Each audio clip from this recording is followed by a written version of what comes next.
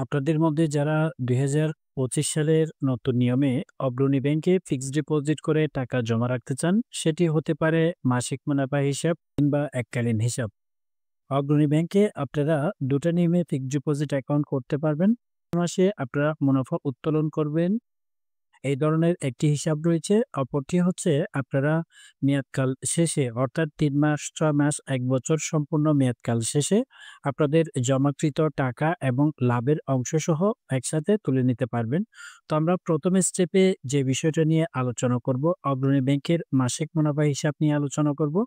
২য় স্টেপে আলোচনা করব অগ্রণী ব্যাংকে ১ থেকে ৫ লক্ষ টাকা যদি আপনারা ৩ মাস, ৬ মাস এবং ১ বছর মেয়াদি রাখলে কত টাকা পাবেন। ৩য় স্টেপে আমরা আলোচনা করব সরকারি ব্যাট, এখান থেকে কি কি কর্তন করা হবে, অর্থাৎ সরকারি ব্যাট হিসাব আপনারা যে এফডিআর করবেন, এই এফডিআর অ্যাকাউন্ট থেকে লাভের অংশ থেকে কত টাকা ট্যাক্স কর্তন করা হবে। অগ্রণী ব্যাংকের এফডিআর রেট ২০২৫ সম্পর্কে বিস্তারিত থাকছে আজকের ভিডিওতে। তার আগে আপনাদেরকে বলে রাখি, আমার মানি ইউটিউব চ্যানেলে ব্যাংক রিলেটেড, সঞ্চয়পত্র এবং প্রাইস বন্ড রিলেটেড নিত্য নতুন ভিডিও আপলোড করা হয়ে থাকে। তাই সবার আগে ভিডিও পাওয়ার জন্য চ্যানেলটি সাবস্ক্রাইব করে বেল বাটন অল করে রাখবেন। তো চলুন ভিডিওটি শুরু করা যাক। আপনারা অগ্রণী ব্যাংকে যদি মাসিক মুনাফা হিসাবটি চালু করতে যান, তাহলে অবশ্যই আপনাকে বেশ কিছু শর্ত মানতে হবে। আপনাকে অবশ্যই এই মাসিক মুনাফা হিসাবটি ৩ বছর মেয়াদকালের জন্য করতে হবে। তবে বইয়ের কোনো কারণে আপনারা যদি চান ৩ বছর মেয়াদকাল শেষ হওয়ার আগেও এই টাকাটি উত্তোলন করতে পারবেন। সেক্ষেত্রে লাভের যে হিসাব, সেক্ষেত্রে একটু ভিন্নতা চলে আসবে এবং আপনারা ৮% হারে লাভ পাবেন মাসিক মুনাফা হিসাবটি চালু করলে। তবে আরেকটা বিষয় হচ্ছে, এখানে আপনি সর্বনিম্ন ৫ লক্ষ টাকা এবং সর্বোচ্চ ৫ লক্ষ টাকার ঊর্ধ্বে ১ লক্ষ টাকার গুণিতক হিসেবে যেকোনো অঙ্ক রাখতে পারবেন। অর্থাৎ সর্বনিম্ন আপনাকে ৫ লক্ষ টাকা দিয়েই শুরু করতে হবে এই মাসিক মুনাফা হিসাবটি। তবে আপনাকে ১ লক্ষ টাকার গুণিতক হিসেবে রাখতে হবে। অর্থাৎ ১,২০,০০০, ১,৩০,০০০ এভাবে রাখা যাবে না। আপনাকে ১ লক্ষ, ২ লক্ষ, ৩ লক্ষ, ৪ লক্ষ, ৫ লক্ষ এভাবে করে আপনার যেকোনো পরিমাণ টাকা জমা রাখতে পারবেন।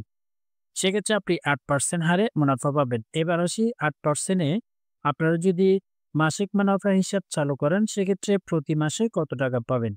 আপনি যদি ১ লক্ষ টাকা জমা রাখেন ৩ বছর মেয়াদকালের জন্য, ৮% হারে আপনি সম্পূর্ণ ৩ বছর মেয়াদকাল শেষে পাবেন ১ লক্ষ টাকায় ২৪,০০০ টাকা এবং প্রতি মাসে আপনাকে প্রদান করা হবে ৬৬৬ টাকা। আর যদি আপনি ২ লক্ষ টাকা মাসিক মুনাফা হিসাবে জমা রাখেন, তাহলে ৩ বছর সম্পূর্ণ মেয়াদকাল শেষে পাবেন ৪৮,০০০ টাকা এবং প্রতি মাসে পাবেন ১,৩৩৩ টাকা।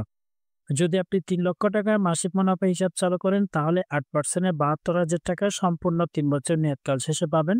প্রতি মাসে পাবেন ২,০০০ টাকা। ৪ লক্ষ টাকায় আপনি ৩ বছর সম্পূর্ণ মেয়াদকালে পাবেন ৯৬,০০০ টাকা। প্রতি মাসে পাবেন ২,৬৬৬ টাকা করে। ৫ লক্ষ টাকা যদি রাখেন ৩ বছর সম্পূর্ণ মেয়াদকাল শেষে আপনি সর্বমোট লাভ পাবেন ১,২০,০০০ টাকা।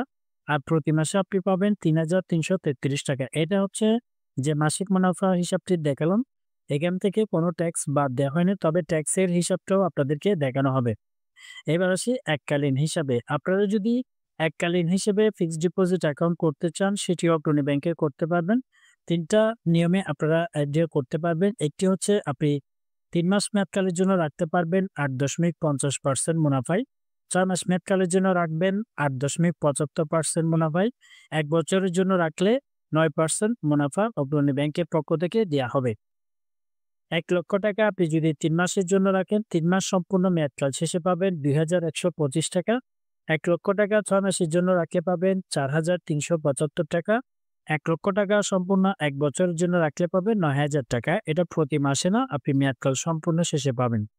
২ লক্ষ টাকা রাখলে ৩ মাস অন্তর পাবেন ৪,২৫০ টাকা। ৬ মাস অন্তর পাবেন ৮,৭৫০ টাকা। ১ বছরে পাবেন ১৮,০০০ টাকা। ৩ লক্ষ টাকা যদি আপনি রাখেন ৩ মাসের জন্য, তাহলে পাবেন ৬,৩৭৫ টাকা। ৬ মাস অন্তর পাবেন ১৩,১২৫ টাকা এবং ১ বছর সম্পূর্ণ মেয়াদকাল শেষে পাবেন ২৭,০০০ টাকা। যদি ৪ লক্ষ টাকা জমা রাখেন, ৮,৫০০ টাকা পাবেন ৩ মাস পরে। ৬ মাস পরে পাবেন ১৭,৫০০ টাকা। ১ বছরে পাবেন ৩৪,০০০ টাকা। যদি ৫ লক্ষ টাকা রাখেন, ১০,৬২৫ টাকা ৩ মাস পরে পাবেন। ৬ মাস পরে পাবেন ২১,৮৭৫ টাকা। 1 বছরে পাবেন ৪৫,০০০ টাকা। এখানে যে প্রফিটগুলো দেখানো হয়েছে এখান থেকে এবার আসি কি ট্যাক্স এখান থেকে কর্তন করা হবে। ট্যাক্স যদি আপনারা ক্যালকুলেশন করতে চান তাহলে অবশ্যই ২ টা হিসাব আপনাকে মানতে হবে। একটি আপনার হচ্ছে যদি টিন সার্টিফিকেট থাকে তাহলে অবশ্যই আপনার যে এফডিআর করবেন যে কোনো পরিমাণ টাকা সেখান থেকে যে প্রফিটটা দিবে মনে রাখবেন আসল টাকা থেকে কোনো ট্যাক্স কর্তন করা হয় না।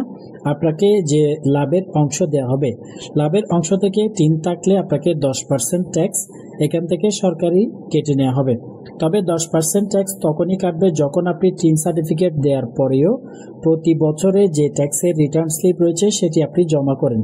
ট্যাক্সের রিটার্ন স্লিপ যদি না দেন, শুধুমাত্র টিন জমা দেন, তাহলে 15%ই কেটে নেওয়া হবে।